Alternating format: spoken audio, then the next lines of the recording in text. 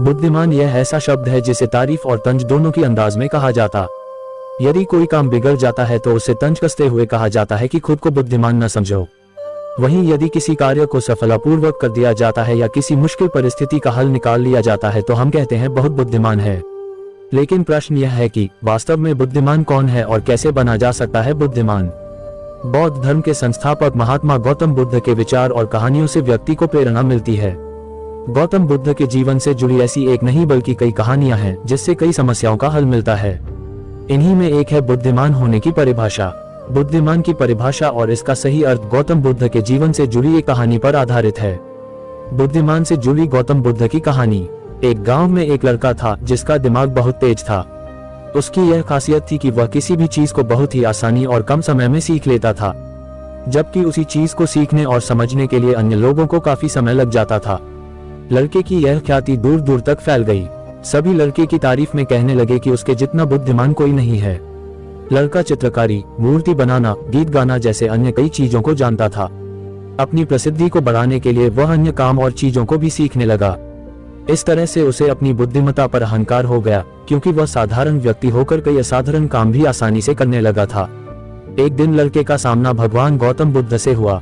लड़के को खुद पर खूब अहंकार था और इस कारण उसे किसी से ईर्ष्या नहीं होती थी, क्योंकि वह खुद को ही श्रेष्ठ समझता था। लेकिन पहली बार उसे गौतम बुद्ध को देख ईर्ष्या हुई और वह अपनी तुलना बुद्ध के साथ करने लगता है।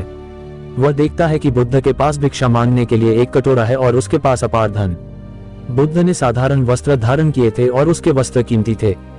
बुद्ध नंगे पैर थे और वह नंगे पांव जमीन पर पैर भी नहीं रखता था। इस तरह से लड़का एक नहीं बल्कि कई चीजों से गौतम बुद्ध के साथ अपनी तुलना करने लगा।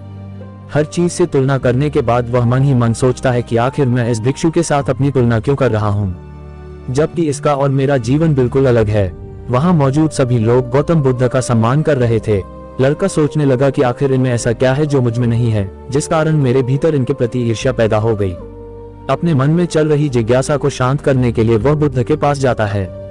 वास्तव में कौन है बुद्धिमान? बुद्ध के पास जाकर वह कहता है, मैं इस गांव का सबसे बुद्धिमान व्यक्ति हूँ और आप अपने आसपास जो भी देख रहे हैं मैं वह सब करना जानता हूँ। मैं किसी भी कार्य को बहुत कम समय में सीख लेता हूँ, इसलिए सभी लोग मेरा सम्मान करते हैं। लेकिन फिर भी आपको देख मेरे भीतर ईर्ष्या पैदा हो गई, इसलिए मैं जानना चाहता हूं कि आपकी उपलब्धि क्या है। सभी आपको इतना आदर सम्मान क्यों दे रहे हैं?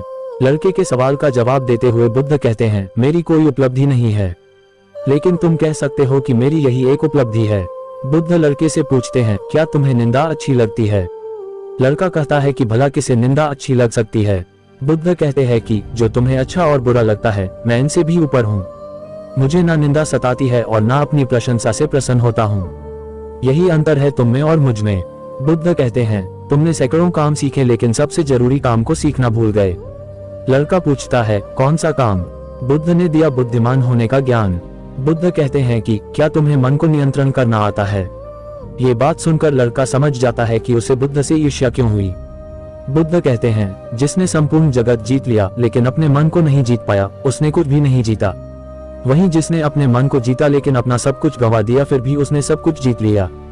बुद्ध की यह बात सुन लड़के का अहंकार टूट गया। उसने बुद्ध से कहा कि क्या आप मुझे अपने मन को जीतना सिखा सकते हैं? बुद्ध कहते हैं, जरूर, लेकिन इसके लिए मैं तुम्हारी सभी उपलब्धियां छीन लूंगा।